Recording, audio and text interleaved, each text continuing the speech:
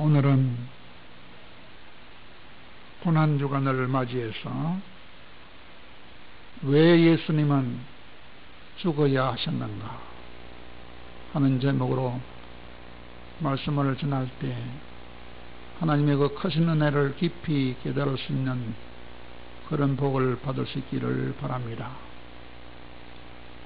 탐험가요 등산가인 아론 리 레스톤 이라는 사람이 지금부터 15년 전에 그의 나이 한창 때인 27살 때에 미국에서 가장 아름다운 곳 중에 하나인 미국 유타주에 있는 아름다운 협곡인 브루 존 캐년을 혼자서 등반을 하다가 사고를 당했다고 합니다. 아주 가파른 바위 협곡을 올라가던 도중에 큰 바위가 갑자기 내려앉는 바람에 자기 오른팔이 두 개의 큰 바위 틈에 오른팔이 팍 끼고 말았다고 합니다. 그러나 그때 그는 아무도 발견할 수 없는 곳에 있었습니다.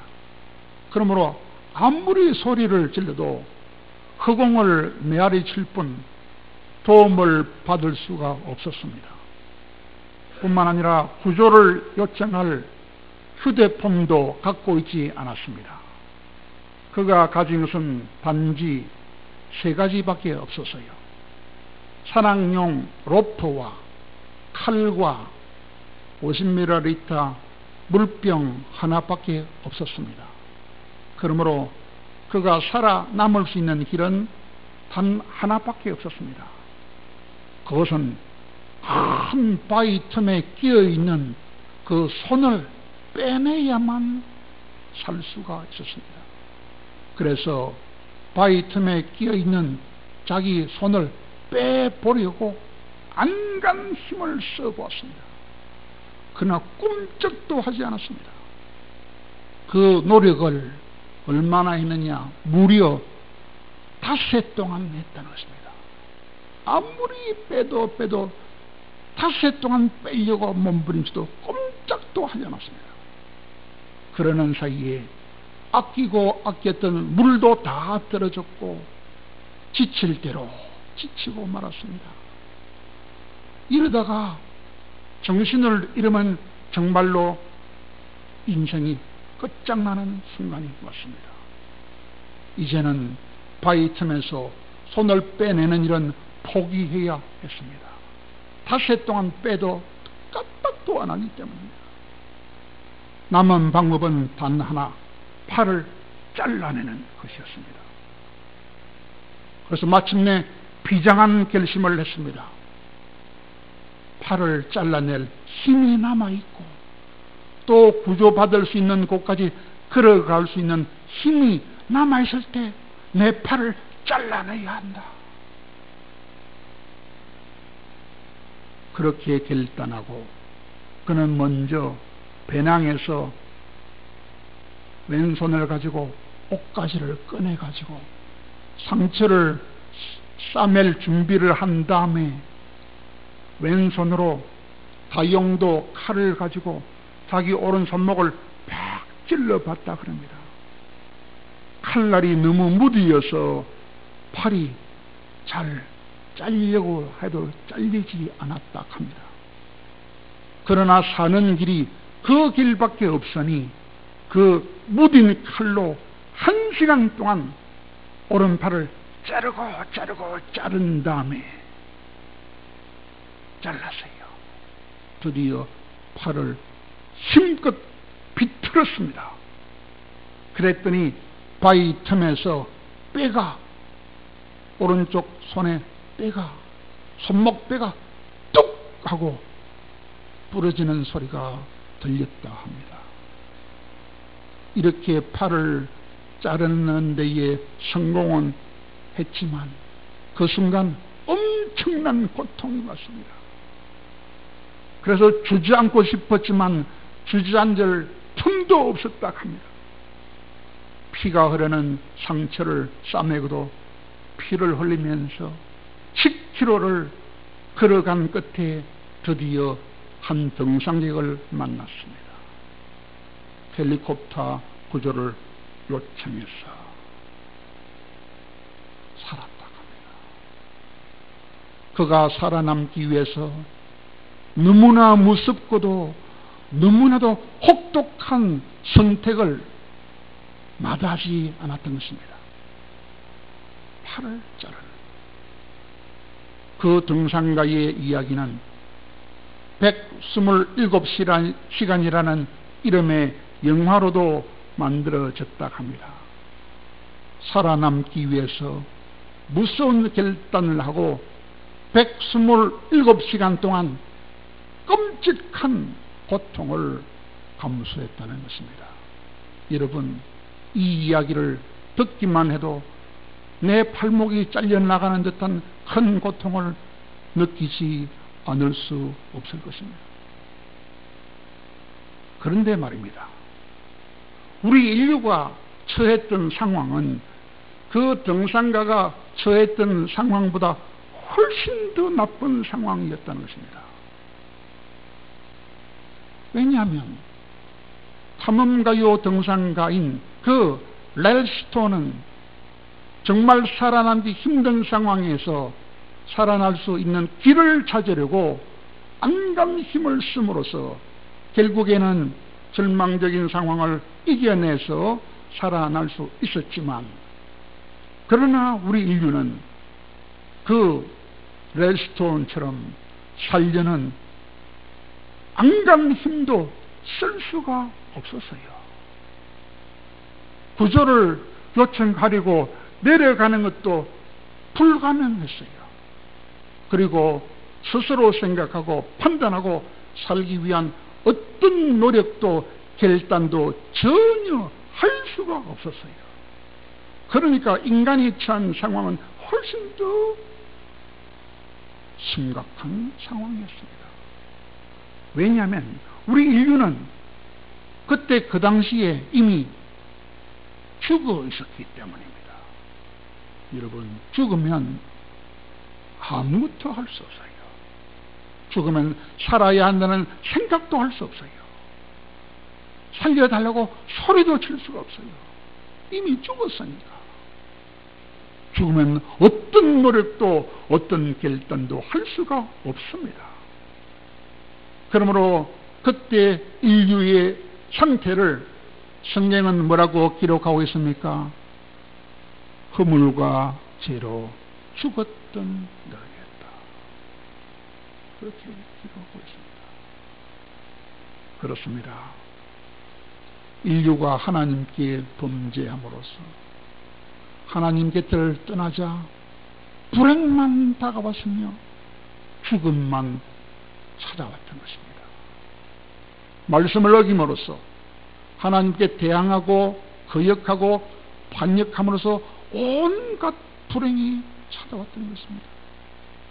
그러므로 수고와 가난과 궁핍이 왔으며 불안과 미움과 질병이 왔으며 죽음 이후로는 영원한 지옥 형벌마저 다가와 있었던 것입니다. 그러므로 이런 우리 인류에게 새로운 희망은 없었습니다. 새로운 희망이 있다면 그것은 과연 무엇이었겠습니까?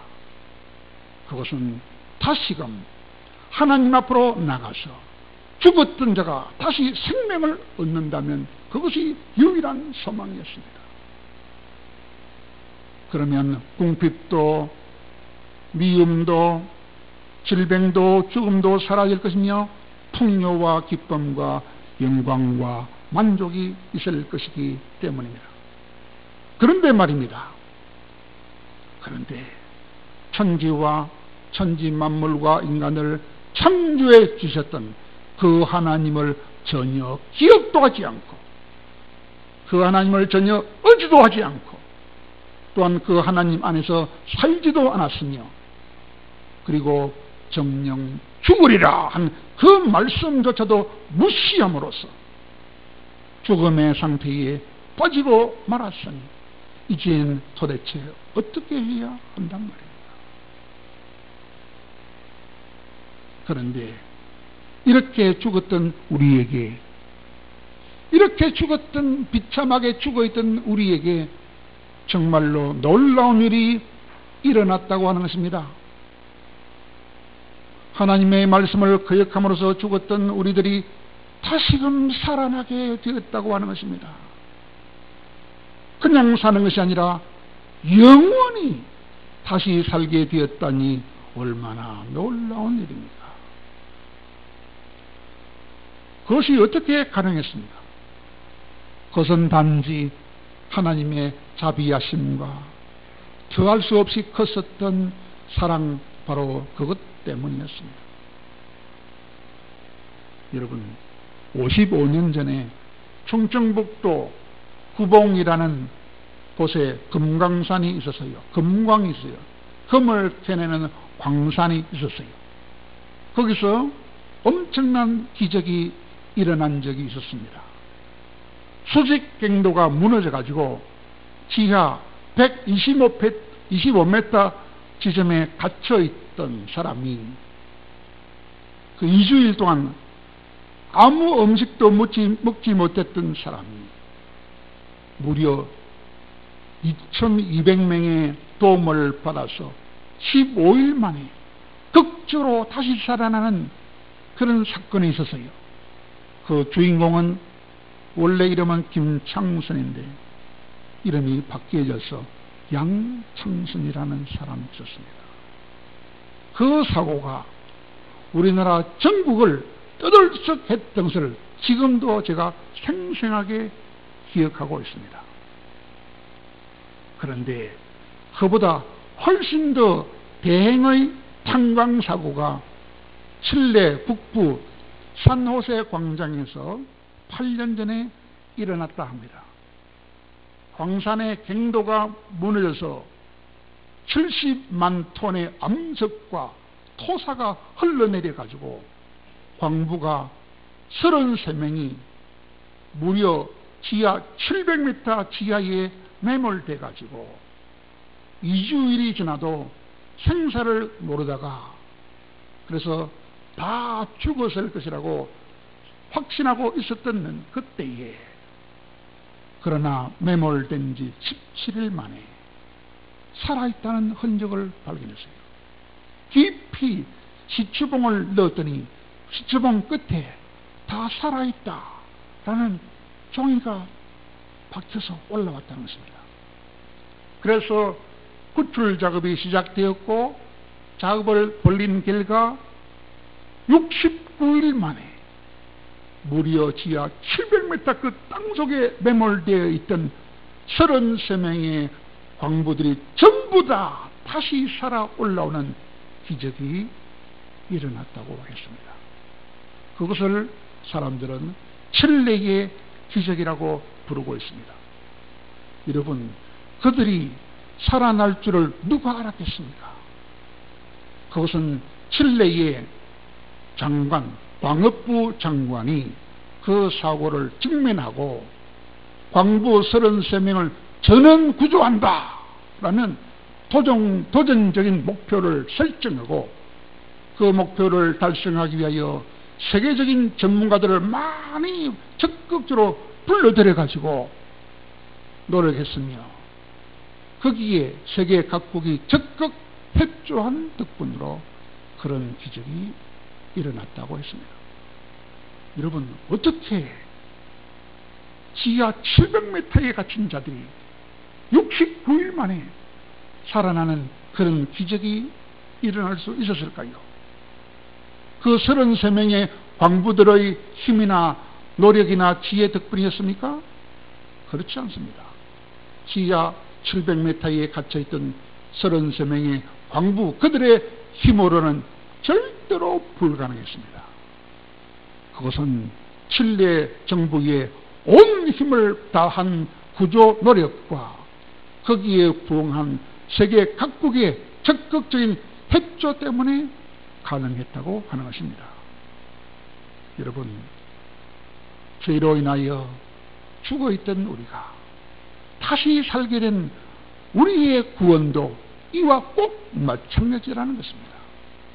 우리 힘으로는, 우리 스스로는 다시 살아날 수가 없었다고 하는 것입니다. 우리를 다시 살려주려고 작정하셨던 그 하나님의 크신 자비와 크신 사랑 때문에 우리는 다시 살아나게 되었다, 그 말입니다. 뿐만 아니라 그것은 또한 지극히 의로우신 하나님, 그분의 의로우심 때문에 우리는 죽은 자리에서 다시 살아나게 되었다는 것입니다. 왜냐하면 하나님도 대가를 지불해야 우리를 다시 살려줄 수 있기 때문입니다. 죄에 대한 대가를 지불해야 다시 우리에게 생명을 주실 수가 있기 때문입니다. 여러분, 하나님도 아무 근거 없이는 우리를 살아나게 할 수가 없습니다. 아무런 근거 없이는 우리 죄를 용서하실 수가 없습니다. 만일에 하나님이 아무 근거 없이 우리 죄를 용서하신다면, 아무리 작은 죄라도 그냥 넘어가게 하시는 그 순간 하나님은 완전한 공의와 완전한 거룩을 무너뜨리는 가짜 하나님이 되기 때문입니다. 그러므로 하나님도 죄는 어떤 죄라도 반드시 벌을 하셔야 하는 것입니다. 그것이 하나님의 공의라고 하는 것입니다. 그러므로 하나님은 먼저 구약성경 레위기에서 우리를 살려주시기 위하여 제사법에 대하여 알려주셨습니다. 제사법이 뭡니까? 사람이 죄를 짓게 되면 그 죄 때문에 반드시 죽어야 하지만은 죽지 않고 사는 길을 열어주신 것이 제사법입니다. 어떤 제사법입니까?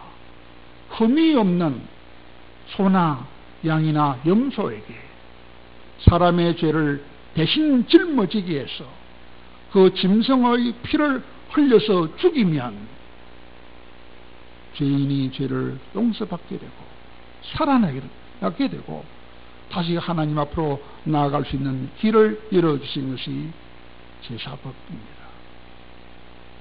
그런데 죄로 인하여 마땅히 죽어야 할 사람이 하나님이 열어주신 그 제사법을 통해서 죄를 용서받고 다시 하나님 앞으로 나아가는 놀라운 은혜를 받고서도, 그 은혜를 받고서도 여전히 죄를 지었습니다. 그러자 하나님은 또다시 눈물을 머금으시고 다시금 우리에게 새 길을 열어주셨으니 그것이 바로 자기 아들을 희생하는 그 마지막 방법이었다고 하는 것입니다. 그러므로 공의의 하나님은 우리 죄를 자기 아들이 짊어지게 하셨던 것입니다. 그것을 히브리서 9장 12절에서는 이렇게 말씀합니다. 염소와 양의 피로 하지 아니하고 오직 자기 아들의 피로 영원한 속죄를 이루사 단번에 하늘 성소에 들어가게 하셨느니라고 말씀하고 있습니다. 그리고 오늘 본문 베드로전서 3장 18절에도 똑같은 내용을 말씀하고 있습니다. 그 말씀이 어떤 말씀입니까? 그리스도께서도 단번에 죄를 위하여 죽어서 의인으로서 불의한 자를 대신하셨느니라 하고 말씀하고 있습니다. 이 말씀은 무슨 말씀입니까? 죄가 없으신 지극히 의로우신 예수님이 불의한 우리들을 위하여 대신 죽어 주셨다는 것입니다. 그러므로 왜 주님이 죽어야 하셨습니까? 그 질문에 대한 대답은 불의한 자를 대신하기 위해서입니다. 무엇을 대신하셨다고요? 불의한 우리의 죄값을 대신하셨다는 것입니다. 우리를 대신해서 죗값을 지불해 주셨다는 것입니다. 그것을 우리는 뭐라고 부릅니까? 대속이라고 부릅니다. 혹은 구속이라고 부릅니다. 혹은 속죄라고도 부릅니다. 혹은 속량이라고도 부르는 것입니다. 십자가에서 우리 죄를 대신해 죽어주신 분은 하나님의 아들인 예수님입니다. 그분은 지극히 영광스러운 분입니다. 그러나 이 땅에 올 때에 그 영광을 다 버리고 고운 모양도 없었습니다. 좋은 풍채도 없었습니다.